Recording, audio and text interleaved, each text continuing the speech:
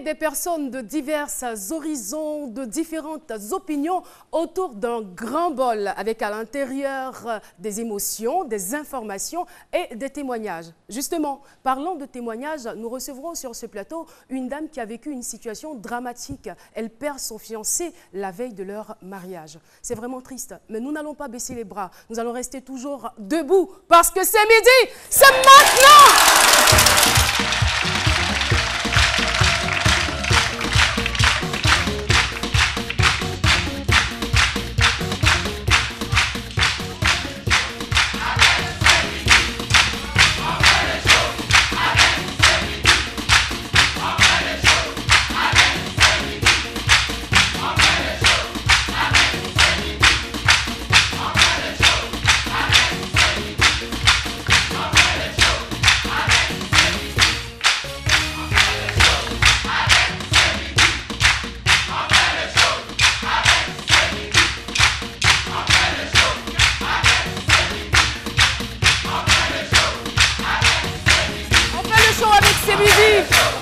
On fait le show avec tous nos téléspectateurs et c'est toujours de la bonne humeur dans la gaieté.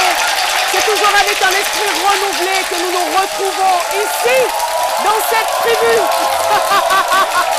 Et j'adore. Lorsque le public est aussi dégourdi, lorsque le public met l'ambiance dans ce studio, ça donne un plus à cette émission. Merci de votre participation. Et je suis sûre que vous voulez bien les voir. Les chroniqueurs seront là. D'ailleurs, je vois Dr Philo qui avance.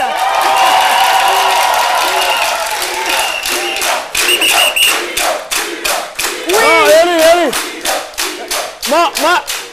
Moi, je ne suis pas chroniqueur. Hein. Je ne suis pas chroniqueur au-delà. Aujourd'hui, tu quoi? Dis-moi. Voilà, président des syndicats. Hey. Voilà, allez là même là. C'est vous faire bruit. Ça, c'est territoire. Vous n'avez pas prendre ticket. Chacun a payé ticket. Terrain là, c'est pour moi. Voilà. Prends. Il n'y a pas à faire de blanc dedans. Blanc, mais on va prendre ticket. Prends. Tu as garé, tu as pris. Petit. Pardon, s'il te plaît, n'effraie pas les enfants. Voilà, c'est un ticket terrain qu'on doit compléter, syndicat, c'est moi. Mais le plus grand, il se marre, hein. J'ai l'impression qu'il sait qui tu es en réalité. Il pense que c'est ticket de banque, bien les banques. Allez, t'as calama. Waouh, c'est nous gère. Ah oui. On doit compléter, c'est nous les syndicats, on gère le mouvement. Oui, et d'abord ça, on dit là, voilà. La violence. Alors, Philo qui s'est annoncé comme il se doit et comme il en a l'habitude, eh bien, vous apercevez certainement accompagné, bien sûr, d'une charmante dame. Elle, c'est Nadiani Diarra. Nadiani Diarra, bras dessous, avec bien sûr notre biodécaleur qui aujourd'hui va se faire le plaisir de présenter la chronique Info Média Jean-Michel Ona. Jean-Michel Ona, tout élégant, voilà. Vous formez quand même un beau couple. Il est très galant, il est très galant. Il dit j'avoue. Et toi Nadiani, qu'est-ce que tu en penses? Merci. Juste pour la circonstance. Les histoires qui ne sont pas très claires, en tout cas moi je m'en méfie. Hein. En tout cas, il est très galant, très charmant. Et... En tout cas, merci beaucoup public. Je vais vous demander de vous rasseoir. Vous êtes tellement gentils. Merci beaucoup. Alors Jean-Michel. Bonjour. Bonjour, ma très Tout va bien? Hyper bien, vraiment. Grande forme et aussi grand sourire comme toi. C'est important de garder le sourire Toute la malgré semaine, tout. pour le plaisir Alors, de nos téléspectateurs. Jean-Michel, concernant les informations médias. Oui. Il y a de belles nouvelles. Déjà, en premier sujet, on va évoquer la question Julien Lepers, l'animateur célèbre de Questions pour un champion. Il y a quelques semaines, je vous avais parlé de son départ de cette émission. Eh bien, l'animateur a fait des révélations sur une chaîne française. C'est à regarder dans ma rubrique. Et puis, si vous n'avez pas regardé le 20h de RTI1 hier, eh bien, je l'ai regardé pour vous. On va découvrir une séquence qui est très fun, qui a été passée, vraiment marqué, hein. moi, vraiment, qui a attiré mon attention.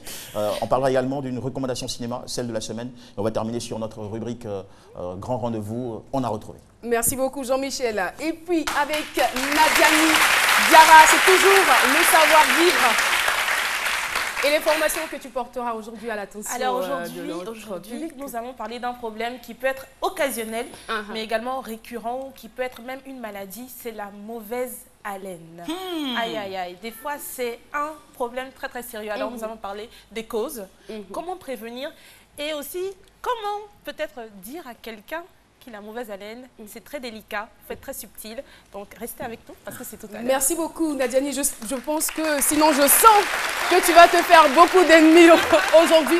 Mais c'est pour la bonne cause, c'est pour le bien de tous. Hein. Bien évidemment. Ça peut arriver. Peut-être qu'on ne s'est pas bien brossé les dents ou qu'on a peut-être mangé trop tard. Il y a vraiment beaucoup de causes. Hein. Exactement. Voilà. Et tu fais bien d'en parler ici. Il n'y a pas de sujet tabou. Alors, docteur Philo, toi, on t'a déjà vu. Tu m'as dit que tu t'appelais... Tu étais qui aujourd'hui, là? Moi, c'est un champion. Tout terrain, à Bobo, je gagne jamais. C'est mon terrain Maragua. C'est moi qui gère le terrain Sénégal. Tiens, il faut prendre ton série. Tu veux que comme ça, sans série. Ouais, c'est le café noir. Il faut prendre. C'est très bon. Tu es sûr qu'on pourra terminer l'émission si je bois ça? Non, moi, pas ça. Eh, laisse ça là. Avec tout ce que tu es en train de faire là, franchement, je me prends pas ça là, on ne peut pas bailler. Et oui, nous allons tout de suite, sans transition aucune, aborder le thème du jour. Je vous le disais en intro, c'est une situation dramatique. On ne le souhaite à personne. La dame, elle a été vraiment bouleversée parce que la veille de son mariage, son fiancé est mort dans des situations, on va dire, très tragiques.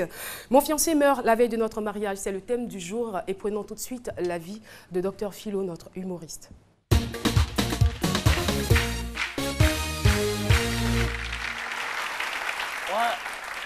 Si le fiancé est mort à la veille du mariage, on va crier ça fourlaille. Ça fourlaille, c'est une, comment on appelle ça, tragédie. Même roi Christophe n'a rien fait. C'est une tragédie. Et il faut savoir que chacun de nous, c'est une histoire de Dieu. C'est-à-dire chacun de nous a une mission sur la terre. Là. Quand ton moment arrive, tu t'en vas. Même vous, vous êtes ici là, on ne sait jamais après l'émission, vous pouvez partir.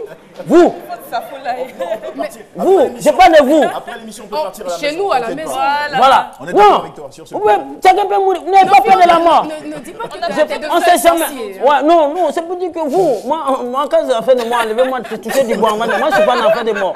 Voilà, j'aime pas ça, j'aime pas ça. Mais il faut accepter. Qu'est-ce que ça fait? Moi, je n'ai pas peur. Personne n'est immortel. Voilà, c'est ça aussi. Tout le monde est appelé à partir. Donc, même le plus grand féticheur, un jour, il se couche. Tout le monde sait ça. Mais quelqu'un qui perd son mari la veille du mariage, c'est un frein au développement économique d'un pays. J'explique. Mais on prend les bâches. Ils ont loué 8 bâches. Ils ont préparé au moins 5 sacs de riz. Tous les étrangers qui vont venir, toute la nourriture, toutes ces dépenses-là, on peut prendre ça pour construire des infrastructures funèbres. Mais pourquoi? Vous voyez un peu. Donc ça participe au frein du développement d'un pays. Mais ce qui veut dire que cette femme-là, vraiment, je voudrais l'encourager. Je voudrais l'encourager. Et quand c'est comme ça, généralement, nous les philosophes, nous disons qu'il y a un peu ce qu'on appelle, il y a 2 pleurs.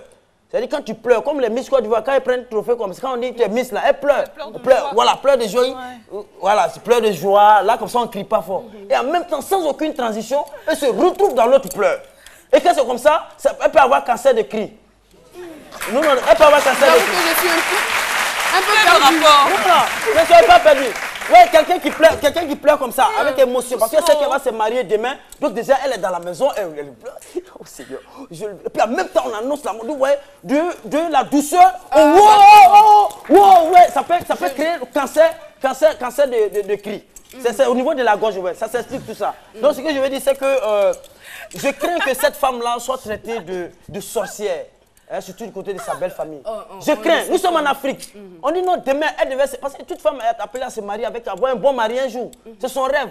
Mais elle l'a eu. Et puis, c'est-à-dire, on dit c'est demain, elle va se marier. La belle famille peut penser à autre chose. Nous avons dans certaines coutumes, quand la femme vient, on dit non, il faut aller chez la grand-mère ou chez la belle-mère. On va voir comment ça démarche. Souvent, il y a des femmes, c'est pourquoi dire les femmes marchent bien. Comme marcher, il y a des femmes, quand elles marchent comme ça, elles font malin. Et quand vous allez chez les grands-parents, on regarde, on dit non, sa manière de marcher là, elle rejette l'argent. Ou bien quand elle marche comme ça peut faire tomber son mari. Je voulais clore, même si ça persiste, clore pour dire que donner une solution à la dame. Si ça ne va pas, que sa belle famille la rejette, et qu'elle est là, c'est-à-dire que ça ne va pas du tout, elle n'a qu'à pratiquer un mariage spirituel. C'est-à-dire le mariage spirituel, c'est pour se marier en Dieu. Mais comme on ne voit pas Dieu, elle peut passer par moi. 5 kilos de riz, 2 sacs d'oignons. Ne t'inquiète pas, elle n'a qu'à charger le gaz. Elle passera absolument par toi pour le mariage spirituel. On te remercie. Que pouvez-vous dire à une personne qui perd son conjoint la veille de son mariage? Question au micro-trottoir. pour une personne qui vient de perdre son mari ou sa femme, je leur dirais simplement de prendre la vie de bon côté, parce que la vie est faite ainsi. Si à la mort, quand il y a la vie aussi, il faut penser aussi à la mort.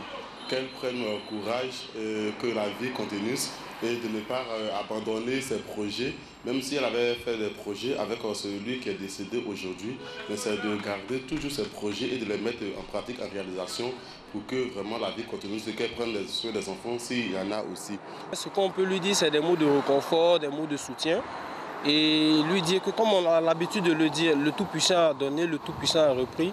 Donc ces personnes qui viennent de perdre son conjoint doivent se dire que quand on s'est unis, c'est pour la vie. Donc même si l'autre n'est plus là, il faut savoir que dans le ciel, l'autre veille sur nous.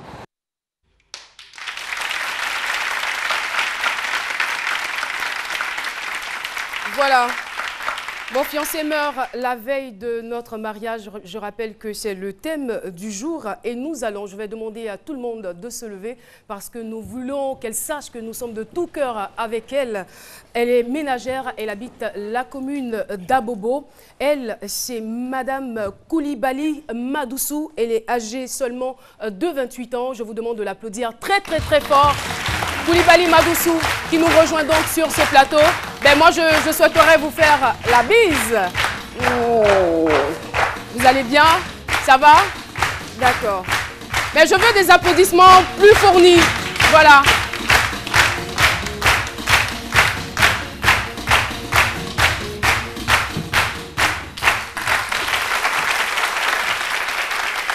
Merci beaucoup, très cher public. Merci à vous aussi, à toute l'équipe. Et merci à vous, Coulibaly Madoussou, d'être venu sur ce plateau. C'est vrai que vous avez été frappé de plein fouet par ce malheur, mais vous êtes courageuse. Vous avez accepté de venir ici, sur le plateau de C'est Midi, pour rendre votre témoignage, pour nous partager cette mauvaise expérience. Merci encore d'être venu et le public vous remercie. Alors, Madoussou, la date du 14 décembre 2013 restera une date mémorable et triste dans votre histoire, dans l'histoire de votre vie. Avant d'entrer dans le vif du sujet, nous allons vous demander qui était Mohamed, votre fiancé. Qui était-il en réalité? Oui, salut, bonsoir. Bonjour ou bonsoir. Franchement, on sait que vous êtes très ému en ce moment. Merci d'avoir pensé à ceux qui vont regarder l'émission cette nuit. Ouais. C'était quelqu'un de bien. Bon, je ne sais pas comment. Bon, moi, je n'ai pas fréquenté. Parce que français, j'ai parlé. Non, on va vous comprendre. Ne soyez même pas complexés. Rien du tout. Nous, voilà. C'était quelqu'un de bien. Il était gentil, quelqu'un de compréhensif. Bon, lui et moi, ça a commencé, on n'était même pas encore ensemble. Il ne savait pas que nous, j'allais être avec lui. Il y a ma tante qui m'a mis dehors et lui, il m'a accueilli chez lui. Il m'a trouvé en bas d'un hangar où il est passé la nuit. Et ça, c'est parti comme ça. Je suis restée avec lui pendant ce temps. On n'était pas ensemble ni rien, il n'y avait rien entre nous. Je suis restée avec lui. Il a tapé 1 mois. Après les 1 mois, il a décidé de me dire ce que lui pensait. Quand il m'a dit, il a accepté, je suis restée avec lui parce que... Qu'est-ce qu'il vous a dit? Il m'a dit qu'il m'aimait. C'est mignon. Et vous ressentiez quelque chose pour lui? Bon, si ce coup-là, non.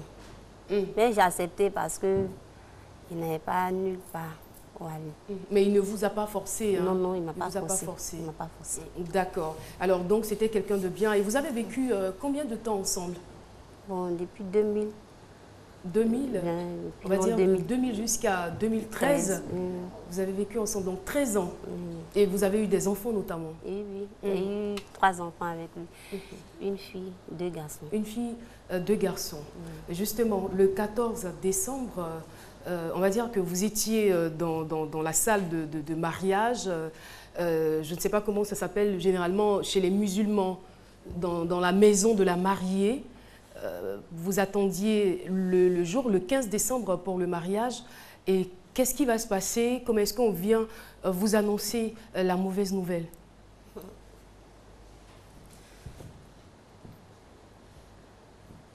Là, c'est mon frère. C'est... Bon, si on peut voir, c'est mon cousin qui vient me trouver dans la maison. Et qui me demande, la première des choses, il m'a demandé si j'ai mangé. Il dit non, je n'ai pas encore mangé. Il dit si tu n'as pas mangé, il faut manger quelque chose parce qu'il te dit quelque chose. Il dit non.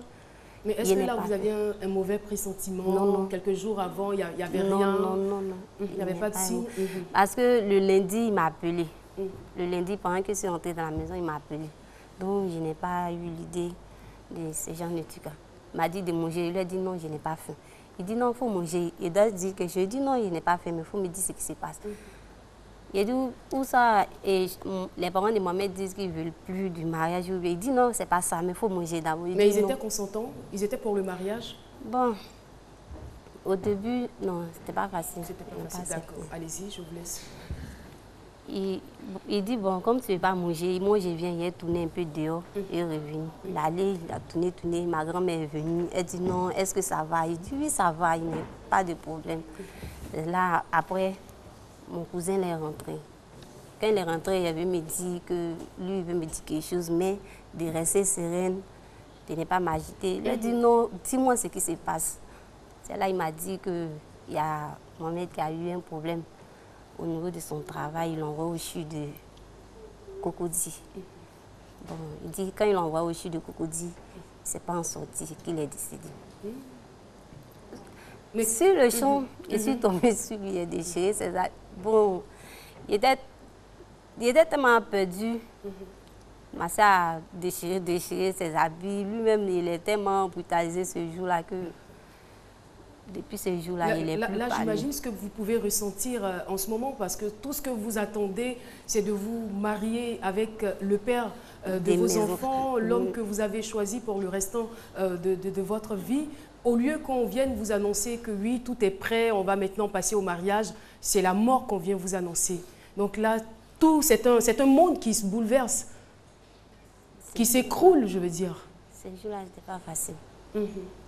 C'était pas du tout facile. Parce que moi, je m'attendais le jeudi à rejoindre mon mari. C'est tout ce qui était dans ma tête. Mais qu'est-ce qu'on vous a donné comme explication? Il est mort de quoi? Il y a son ami qui m'a dit que il était... Parce que chez nous, quand on se marie comme ça, l'homme ne sort plus, il reste à la maison. Donc il est venu au quartier, il est resté avec ses amis, ils l'ont appelé qu'il y a un problème au travail. Il n'a qu'à venir tout de suite. C'est là qu'il s'est rendu au travail pour aller voir ce qui s'est passé. C'est là...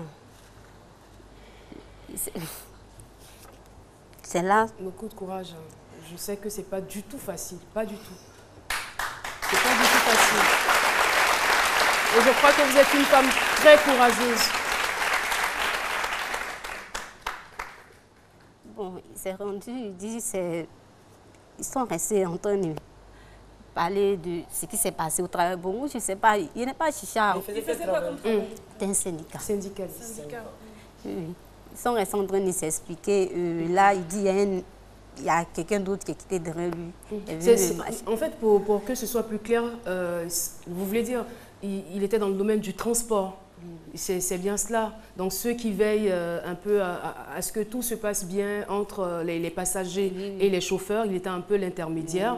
Voilà. C'est là il est arrivé. Il ne sait pas, le discours a commencé à dégénérer d'une manière que... Ils ont commencé à se tabasser, malgré que lui, il intervenait, ils ont commencé à se tabasser. Donc, il n'était même pas au centre de la bagarre. Non. C'est-à-dire que des gens étaient en train de se bagarrer et lui, il a voulu intervenir pour les séparer, pour les calmer. Entre eux. C'est là ils l'ont macheté, juste derrière la nuque. Et qui l'a macheté? Lui, je ne le connais pas parce que la police l'a arrêté. Bon, je ne le connais pas. C'est ceux qui étaient en train de se bagarrer ou c'est une tierce personne? Non. C'est ceux qui étaient en train de se bagarrer. C'est l'un d'entre eux qui a pris la machette? Oui. C'est l'un d'entre eux. C'est cruel. Et c'est là, ses amis l'ont pris, le mettre dans un taxi, l'envoyer au CHU de Cocody. Quand ils sont arrivés, bon, lui dit, quand ils sont arrivés, il était encore vivant. Il était encore vivant pendant qu'il l'envoie au CHU. C'est là, d'ici, les docteurs vont essayer de faire quelque chose. De décider sur le coup. Madoussou,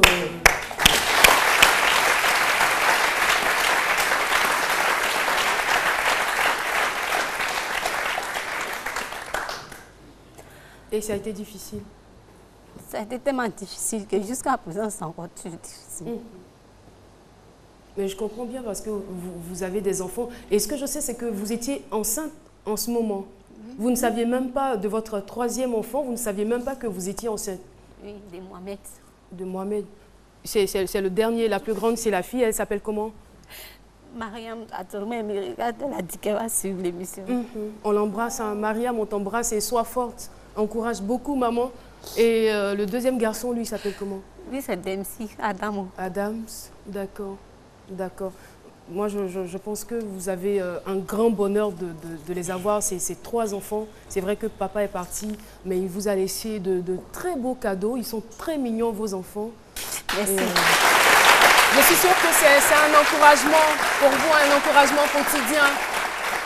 Oui, Philo. Moi, je pense que puisque les musulmans, les musulmans ont dit que quand quelqu'un décède, il ne faut pas pleurer. Quand vous pleurez, lui-même, depuis sa tombe, il n'aime pas ça. Donc, il faut avoir le courage, il faut attraper ton cœur, comme on le dit.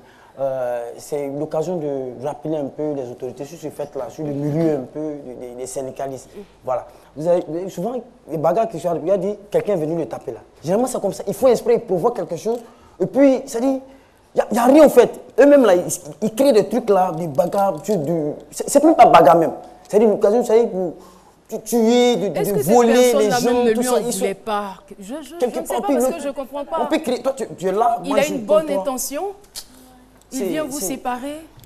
Il n'avait pas d'ennemis dans son environnement. Dans ce domaine-là. Il y a toujours des ennemis, il y a toujours. C'est des milliers de syndicats en Côte d'Ivoire. Des milliers, vous allez, syndicats, nous, j'ai tel moment. Et puis, la plupart du temps, c'est eux, mais ils n'ont même pas de voitures, mais ils gèrent territoire de voitures. C'est nous, j'ai ligne de GESCO, Sikoji, c'est un milieu qu'il faut assainir, quoi. C'est quand ils commencent, ils aiment ça avec les machettes. C'est pas qu'ils ne voulaient pas envoyer des machettes sur le plateau, c'est pas trop bon parce que des enfants dessus. C'est machettes. Et des gens, quand ça commence comme ça, eux, ils coupent pour rentrer au marché, c'est machettes et ils vont chercher pour faire par là. Le milieu est sale. Non, le milieu est sale. Il faut assainir le milieu. Et ça fait mal. Hein, voilà la dame, elle a traité, ça fait mal. Alors, Madossou, je sais que vous étiez ménagère à l'époque quand votre mari décédait ou votre fiancé. Mais comment est-ce que vous êtes parvenu à surmonter cela? Vous avez des enfants, vous devez les nourrir, les habiller, les scolariser. Comment vous vous en sortez? C'est pas facile. Il a un de ses amis qui m'aide un peu avec l'école des enfants. La nourriture, les factures, c'est moi-même. Vous avez une activité maintenant? Non, il fait bananes chips un peu devant une école. Il va m'en sortir avec les enfants. Tout doucement, hein? D'accord. Mais c'est déjà bon, de commencer quelque part. Mais ce que moi je peux vous dire, c'est de ne pas baisser les bras. Et soyez courageuse, pensez aux enfants. Et puis, qui sait, peut-être que cette activité-là va se développer. Ça va développer aussi votre sens du commerce. Et vous pourriez peut-être avoir d'autres grandes activités pour prendre soin de vous et de vos enfants. Et on ne sait jamais, peut-être qu'il y aura des personnes qui vont vous donner des coups de main. Voilà, soyez forte, soyez courageuse, soyez heureuse. Trouvez la force. Je ne sais pas quoi vous dire parce que je ne vis pas votre situation. Je sais qu'elle est douloureuse. Mais je sais qu'il y a de l'espoir, quelle que soit la situation qui se présente à nous. Madossou Coulibaly, merci en tout cas d'être venu. Ça a été très très gentil de votre part et très sympa de venir partager cette expérience avec nous. Merci infiniment. Merci. Oui, Jean-Michel. Je souhaitais que tu envoies aussi un message à sa fille qui regarde l'émission. Tu as envoyé un très beau message à Madossou. J'imagine que sa fille est en train de te regarder et je voudrais que tu lui dises quelque chose. Je pense que ça pourrait aussi. Tu peux y aller, Jean-Michel, si tu as le message. Moi, je suis sans voix tellement je suis marqué par. Oui, c'est vraiment douloureux. Hein. C'est vraiment douloureux. Moi, je ne sais pas comment est-ce qu'on s'arrange sur ce plateau pour entendre tous ces témoignages. Et je suis sûre qu'à la maison, il y a beaucoup de personnes qui sont en train de pleurer. Et je veux encourager tous ces enfants. Vraiment encourager tous ces enfants. C'est vrai que papa n'est pas là, maman est là. Soyez autour d'elle, réconfortez-la, soyez sages, travaillez très bien à l'école. Et qui sait, demain sera certainement radieux. Voilà, c'est ici qu'on va mettre fin à cette rubrique intitulée « Appel à témoins ». Donc vous êtes chez vous, vous nous regardez, vous avez donc une expérience.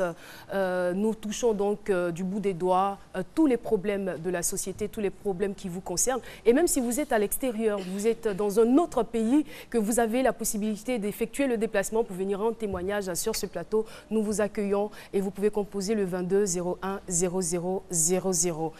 Fin de cette rubrique, place maintenant à la pub et on se retrouve pour la deuxième partie de cette émission.